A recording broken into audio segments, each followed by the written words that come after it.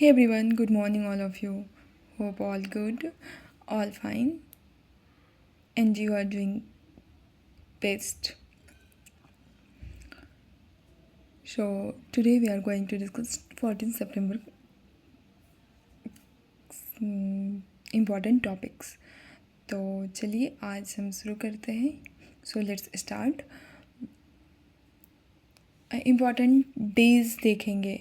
आज दो specific important days है, उसको हम देखेंगे क्योंकि इसमें मेंशन नहीं हुआ, लेकिन ये यहाँ की हैं. जैसे पहला है world first aid day. World first aid day और दूसरा है हिंदी दिवस. हम देखते हैं कि कब, क्यों, क्या, कैसे. वर्ल्ड फर्स्ट डे मनाया जाता है 14 सितंबर. ये डे स्पेसिफिक नहीं है, मतलब डेट स्पेसिफिक नहीं है, डे स्पेसिफिक है. इसका मतलब क्या होता है कि ये ऐसा नहीं कि 14 सितंबर को ही ये मनाया जाता है, क्योंकि ये सितंबर के सेकेंड सैटरडे को मनाया जाता है, चाहे कोई भी डेट आ जाए. तो इस बार 14 सितंबर को सितंबर का सेकेंड सैटरडे आया, तो इसलिए वर्ल्ड फर्स्ट एड डे मनाया गया इस बार 14 सितंबर. थीम इम्पोर्टेंट हो जाता है, कोई भी डेज हो इम्पॉर्टेंट हो जाता है अगर उसमें थीम दे दिया जाए और वर्ल्ड लेवल पे हो तो वो इम्पॉर्टेंट हो जाता है. थीम इसका है first aid and sports, ready set respond. Theme याद रखना, फर्स्ट एड और स्पोर्ट्स, रेडी सेट और रिस्पॉन्ड. ठीक है. और फिर है हिंदी दिवस. हिंदी दिवस ये डेट स्पेसिफिक, इसका डेट फिक्स्ड है. 14 सितंबर को हिंदी दिवस मनाया जाता है. क्यों मनाया जाता है, कब से मनाया जाने लगा, हिंदी का स्क्रिप्ट क्या है देखेंगे. क्योंकि ये 14 सितंबर को ही क्यों मनाया जाने लगा. 14 सितंबर 1949 को कॉन्स्टिट्यूएंट असेंबली के द्वारा ये डिसीजन किया गया कि हिंदी को एज एन ऑफिशियल लैंग्वेज हम एडॉप्ट करने जा रहे हैं. इसलिए ये डे इम्पॉर्टेंट हो गया और इस दिन से हिंदी दिवस मनाया जाने लगा. आर्टिकल 343 में भी कहा गया Hindi as an official language होना चाहिए. और स्क्रिप्ट मेरा क्या होना चाहिए, स्क्रिप्ट देवनागरी होना चाहिए. स्क्रिप्ट देवनागरी स्क्रिप्ट होना चाहिए. ठीक है. तो इसलिए 14 सितंबर याद रखना हिंदी दिवस. और पहला हिंदी दिवस मनाया गया 1953 को. और ऐसे भी पिछले शायद कल का या परसों का chairman of national commission official language का देखे थे, मिश्रा जी को अपॉइंट किया गया था. उसमें भी तो वही कहा गया था हिंदी के क्या कहते हैं, हिंदी पे एम्फेसाइज करना, कहीं ना कहीं हिंदी को इनकरेज करना है ऑफिशियल लैंग्वेज पे के भी. हिंदी ऑफिशियल लैंग्वेज हो सकता था, लेकिन सॉदर्न स्टेट है वो सबका, तो इंग्लिश है मतलब बोलचाल की भाषा, तो वो लोग हिंदी को ऑफिशियल लैंग्वेज मानने से नहीं, तो इसलिए हिंदी और इंग्लिश दोनों को रखना पड़ा. एक ये ना कंफ्यूज नहीं करना, हिंदी दिवस भी मनाया जाता है. हिंदी दिवस ये 14 सितंबर हम लोग हिंदी को अडॉप्ट किया है जन ऑफिशियल लैंग्वेज, तो इसलिए ये डे इम्पोर्टेंट है. एक world Hindi day world level पर मनाया जाए. वर्ल्ड हिंदी डे मनाया जाता है 10 जनवरी. कब, 10 जनवरी को वर्ल्ड हिंदी. और ये कब से मनाया जाता है, 2006 से पहली बार. और ये 10 जनवरी क्यों डेट चुना गया, क्योंकि पहला वर्ल्ड हिंदी कॉन्फ्रेंस नागपुर में हुआ था जनवरी 1975 में, तब से ये वर्ल्ड हिंदी डे. तो so don't confuse with Hindi दिवस एंड वर्ल्ड हिंदी डे. तो हो गया आज का इम्पॉर्टेंट डेज. तो चलिए आज का हम न्यूज़ देखेंगे.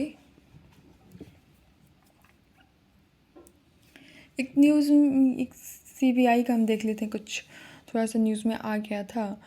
तो CBI जैसे central bureau of investigation full form, ये क्या है, ये इन्वेस्टिगेटिंग पॉलिसी एजेंसी है इंडिया का.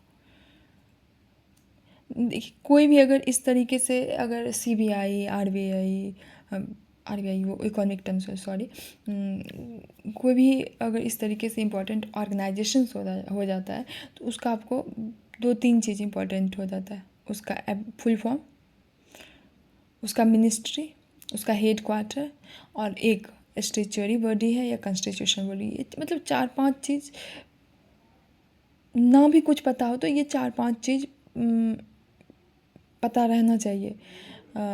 अगर इतना होगा तो कहीं ना कहीं एग्ज़ाम में आप क्वेश्चन को करने तक पहुंच सकते हैं, लेकिन इसी सबसे उलझा के दिया जाता है। ये मिनिस्ट्री पर्सनल पेंशन और पब्लिक ग्रीवेंसेस मिनिस्ट्री है। तो इसका मिनिस्ट्री याद रखना है, पर्सनल पेंशन और पब्लिक ग्रीवेंस। ये स्टेचुटरी बॉडी नहीं है, याद रखना स्टेट। इसका पावर ये अपना, हालांकि अपना पावर किससे ड्राइव करता है, Delhi special police establishment act 1946। इसका वो वही काम है कि जो भी, और इसका कुछ अभी क्रिप्टो करेंसी फ्रॉड सब बढ़ गया है चूँकि, तो उस चीज़ को भी आइडेंटिफाई करने के लिए भी इसका काम है। एक ईडी देख लेते हैं, इन्फोर्समेंट डायरेक्टरेट। ये डिपार्टमेंट ऑफ रेवेन्यू के अंदर आता है, ministry of, under department of revenue और ministry finance. Head quarter new Delhi है इसका। एस्टेब्लिशमेंट हुआ 1956 और इसका प्राइमरी फंक्शन है इकोनॉमिक लॉज को इन्फोर्स करना। हम CBI और ईडी देखें। यहाँ से देखते हैं CSTT, ये क्या है? CSTT commission for scientific and technical terminology. Scientific और टेक्निकल टर्मिनोलॉजी क्या होता है? किसी भी चीज़ को आप उसको, किसी भी टर्म को, टर्म होता है ना, ये एक वेबसाइट है जिसमें बोला गया है कि कोई भी टेक्निकल टर्म्स हो, जैसे इकोनॉमी के जो टर्म्स होते हैं, GDP, RRB, नहीं, repo rate, reverse repo rate, fluctuation, जो भी हो, ये इन्फ्लेशन, हाइपर इन्फ्लेशन, ये सब चीज़ का ना एक हिंदी में, एक ऑफिशियल लैंग्वेज में एक टेक्निकल टर्म्स होगा जो कि 22 ऑफिशियल लैंग्वेज में ही होगा। तो ये वेबसाइट जो है लॉन्च किया गया है कि जो भी वो टेक्निकल उसका हिंदी में होना चाहिए, इन ऑल 20, मतलब हिंदी नहीं, ऑल 22 ऑफिशियल लैंग्वेज में। इसका स्थापना दिसंबर 1946 में हुआ था। ये क्लॉज 4 आर्टिकल 344 के तहत आता। उसमें 343 में क्या क्या है, हिंदी एज देवनागरी स्क्रिप्ट के साथ हिंदी को एज एन ऑफिशियल लैंग्वेज अपनाना है। इसका ऑब्जेक्टिव वही है कि डिफिनिट साइंटिफिक टर्म्स को डिफाइन करना है हिंदी और बाकी सभी इंडियन लैंग्वेज में, क्योंकि इन्फ्लेशन, कभी कभी ऐसे टर्म्स होते हैं ये इस सब का हिंदी नहीं पता रहता है, तो उस चीज़ को हिंदी और टर्म को लाना है। To evolve and define scientific terms को और अच्छे से डिफाइन करके Hindi language. Ministry of education के तहत हेड क्वार्टर न्यू दिल्ली है। फंक्शन यही है कि स्टैंडर्ड टर्मिनोलॉजी को इवॉल्व करना है और उस चीज़ को और ईज़ करना है, उसके यूज़ को प्रोपोगेट करना, फैलाना है और उसको डिस्ट्रीब्यूट वाइडली हो। बोले ना कि टेक्निकल और साइंटिफिक जो भी टर्मिनोलॉजी उस चीज़ पर जोर देना है। और बहुत सारे इनिशिएटिव आए थे, जैसे prime minister fund, AICT, imprint, STRIDE, ये सब। अगला टॉपिक कोलरा रिसर्जेंस। WHO के द्वारा इस तरह से कहा गया कि कोलरा कहीं ना कहीं बढ़ते ही जा रहा है और इसको प्रिवेंट करना मुश्किल हो सकता है, इस तरीके से WHO का आया था न्यूज़। तो ठीक है, वो तो न्यूज़ में आया, लेकिन हम कोलरा का हम देख लेते हैं पूरा एज एन स्टैटिस्टिक, क्योंकि क्वेश्चन भी तो यही से उठाता है। ये जो एक्यूट डायरियल डिजीज़ है और किस बैक्टीरिया से फैलता है, तो बैक्टीरियम विब्रियो कोलराई।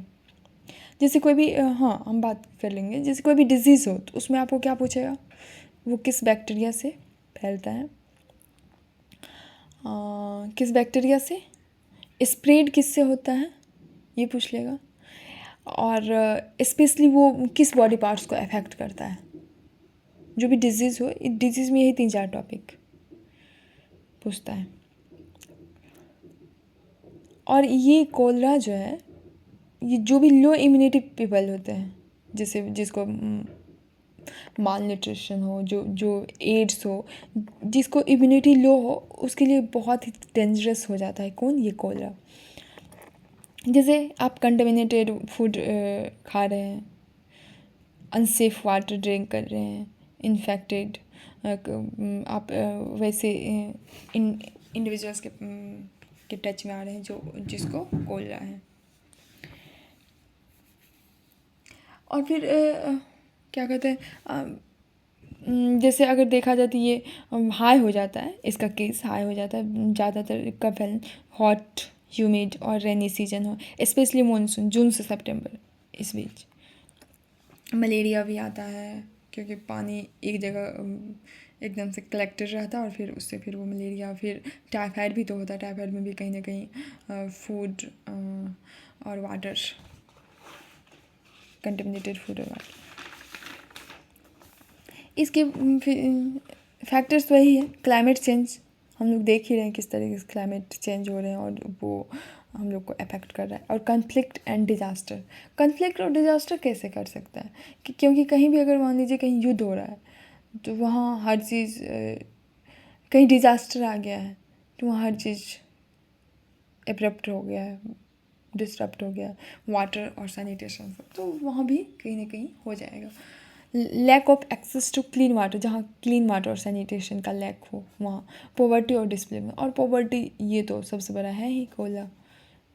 बहुत सारे मतलब इतिहास में ऐसे भी इंसिडेंट हुए जहाँ कोला की वजह से बहुत सारे, तो वहाँ क्यों हुआ? क्योंकि इंसान को पॉवर्टी में था और पॉवर्टी वाले लोगों के लिए बहुत, क्योंकि वो क्लीन वाटर एक्सेस कर सकता है, सैनिटेशन एक्सेस कर सकता नहीं, तो इसलिए ये जो भी पॉवर्टी में रहते हैं जो भी उसके लिए। और डिस्प्लेसमेंट आप कह सकते जो इधर उधर जिसका कोई ठिकाना नहीं हो, कभी यहाँ कभी, तो वो सब ज़्यादा इस कोला के शिकार होते हैं। अब क्या एफर्ट्स किए जा रहे हैं गवर्नमेंट को, जैसे टोटल सैनिटेशन कम लाया गया, ओरल कोला वैक्सीन दिया गया, विलेज हेल्थ और सैनिटेशन कमेटी बनाए गए इसी के तहत स्वच्छ भारत अभियान जिसमें हर चीज़ पर ध्यान दिया गया, कोला हॉट स्पॉट मैपिंग जिसमें जीएस और डिजीज सर्विलेंस डाटा यूज़ किया।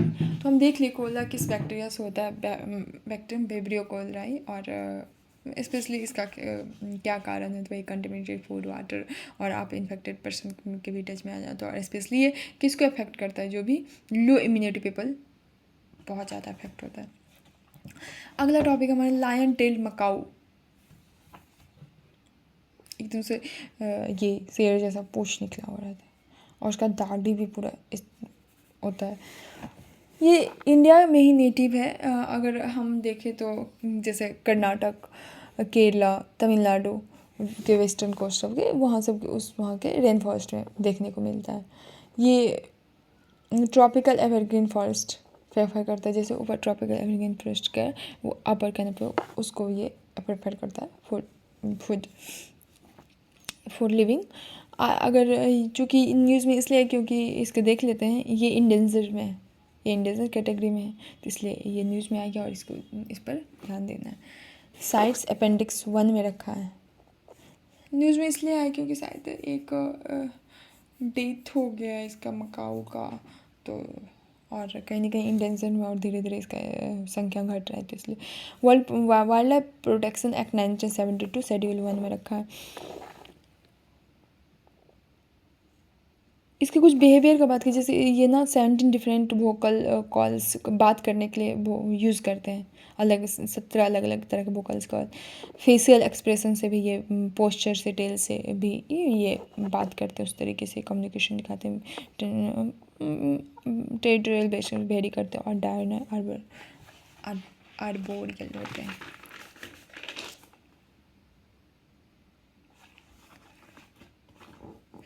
अगर देखा जाए तो कर्नाटक में कहाँ पाया जाता है, कुद्रेमुख नेशनल पार्क, केरला के पेरियार नेशनल पार्क और केरला के साइलेंट वैली नेशनल पार्क में। तो हम देख लिए, क्या देखें हम, lion tailed macaque endangered wildlife protection site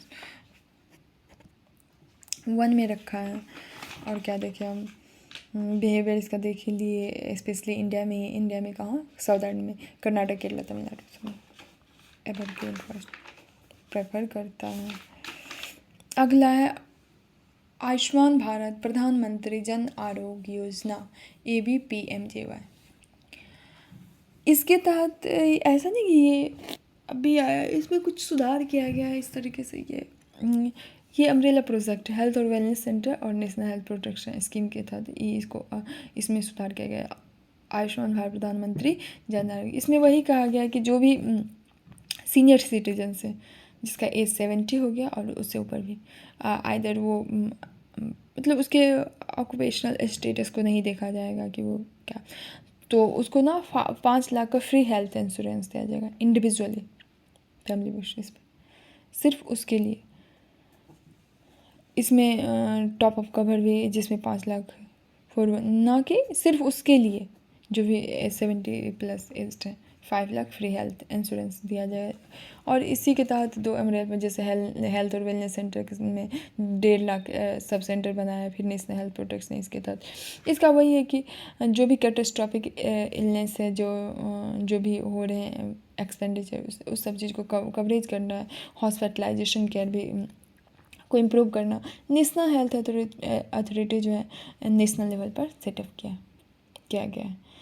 और ये स्टेट और यूटी को भी एडवाइज करता है कि आप इम्प्लीमेंट करो। ये बेनिफिट वही है कि 5 लाख पर family per year benefit cover दिया जाएगा। इंटाइटलमेंट बेस्ड स्कीम है, पब्लिक और प्राइवेट फैसिलिटी दोनों, पब्लिक और प्राइवेट, गवर्नमेंट और प्राइवेट दोनों, और प्री और पोस्ट, मतलब आप प्री और पोस्ट हॉस्पिटलाइजेशन एक्सपेंस भी दिया जाएगा। आप एडमिट होते हैं उससे पे प्री एग्जिस्टिंग कंडीशन, जैसे आपको जब से आपका पॉलिसी मतलब वर्क करना शुरू होगा तब से ही आपको कवरेज दिया जाएगा। कैशलेस बेनिफिट्स, आपको 1 भी रुपया कैश नहीं दिया जाएगा और आप कहीं भी जाके आप अपना इलाज करवा सकते हो। अगला टॉपिक हमारा एक्सरसाइज।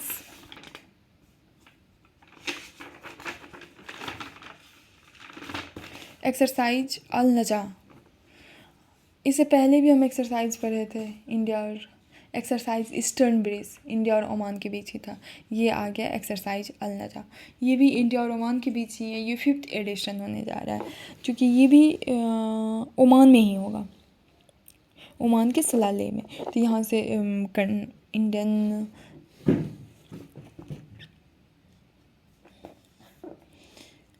ये joint military exercise endurance 5th edition है। इसका वही है कि जॉइंट मिलिट्री कैपेबिलिटी दोनों नेशंस के को स्ट्रेंथन करना, ताकि काउंटर टेररिज्म ऑपरेशन को भी एग्जीक्यूट करे। 23 से 26 सितंबर के बीच होने जा रहा है। Rajkot area training area Salalah Oman, इसीलिए यहाँ से कंटिजेंट पार्टिसिपेट हो रहे हैं। तो इसलिए न्यूज़ में नेवी एक्सरसाइज जैसे इसी का देख लेंगे, नसीम अल बहर एयरफोर्स एक्सरसाइज ईस्टर्न ब्रिज, तो देख लिए एक्सरसाइज अल नजा 5। तो ये 5th एडिशन इस बार इंडिया और ओमान को ज्वाइंट मिलेगा।